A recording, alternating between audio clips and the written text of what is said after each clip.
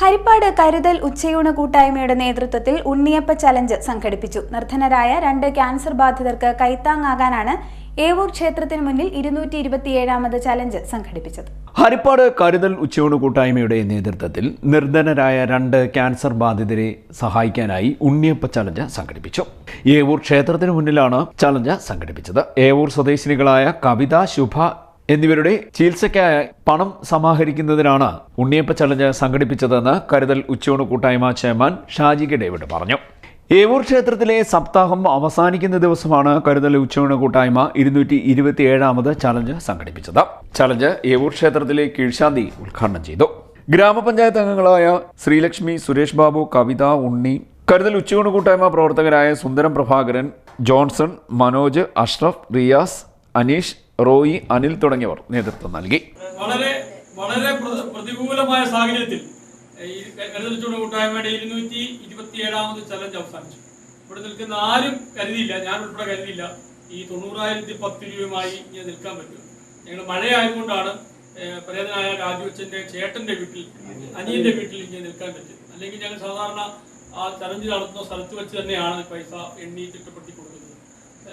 വളരെ ചുരുക്കം സമയം ഞങ്ങൾക്ക് വർക്ക് ചെയ്യാൻ കിട്ടിയുള്ളൂ. രാവിലെ 8 മണിക്ക് ആരംഭിച്ചു എങ്കിൽ പോലും അടുത്ത കാലത്തേക്കും കാണാൻ പറ്റാത്ത വിധത്തിലുള്ള അതിതീവ്രമായ മെമ്പർ പറഞ്ഞ് ഗ്രീൻ ഇതായിരുന്നു എന്ന് പറഞ്ഞു. ഒരാൾ പറഞ്ഞ് എല്ലാം എന്തായാലും ഗ്രീൻ അലർട്ട് ആയിരുന്നു എന്ന് പറഞ്ഞു. എന്തായാലും ഗ്രീൻ ആയാലും റെഡ് ആയാലും ദൈവം തമ്പുരാൻ മനുഷ്യൽ കൂടി പ്രവർത്തിച്ചു. ഇവിടെ ഒരു നല്ല അലർട്ട്, യെല്ലോ അലർട്ട് മാത്രം വന്നു. 90,010 രൂപ അത് 2 വീട്ടുകാർക്കായിട്ട് വീതിച്ചു കൊടുക്കാൻ തക്ക വിധത്തിൽ 40,000 രൂപ 45,000 രൂപ വീട്ടുകാർക്ക് കിട്ടത്തക്ക വിധത്തിൽ ദൈവം പ്രവർത്തിച്ചത് മനുഷ്യനിലൂടെയാണ്. ദൈവം പ്രവർത്തിക്കുന്നത് എപ്പോഴും അങ്ങനെയാണ്. ഞാൻ നിരീശ്വരവാദിയല്ല, പലർക്കും തെറ്റിദ്ധാരണ ഉണ്ടാവും ഞാൻ നിരീശ്വരവാദിയാണെന്ന് പറഞ്ഞ് പറയാം. എൻ്റെ അമ്മ പോലും ചിലപ്പോൾ പറയും. പക്ഷെ എൻ്റെ പ്രാർത്ഥന എൻ്റെ പ്രവൃത്തിയാണ്. ഞാനല്ലാതെ ഈ 3 ഇഞ്ച് നാക്കുകൊണ്ട് മാത്രം പറയുന്ന വാക്കുകളിൽ ഞാൻ വിശ്വസിക്കുന്നില്ല. 3 ഇഞ്ച് നാക്കുകൊണ്ട് ആർക്കും എന്തും പറയാം, എത്ര ദൈവത്തെ വേണ്ടി സ്തുതിക്കാം, എത്ര വേണം ദൈവത്തിന് പ്രാർത്ഥിക്കാം.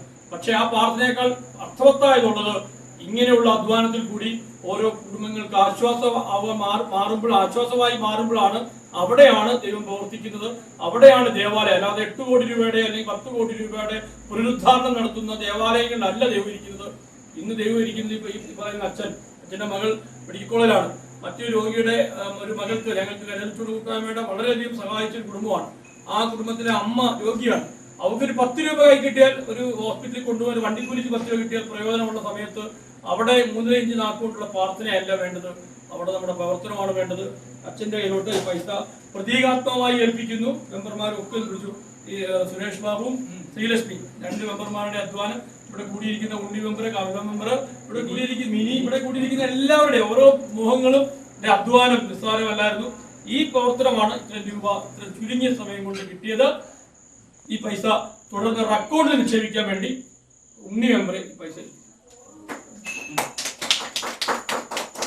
CDNet news Harippad.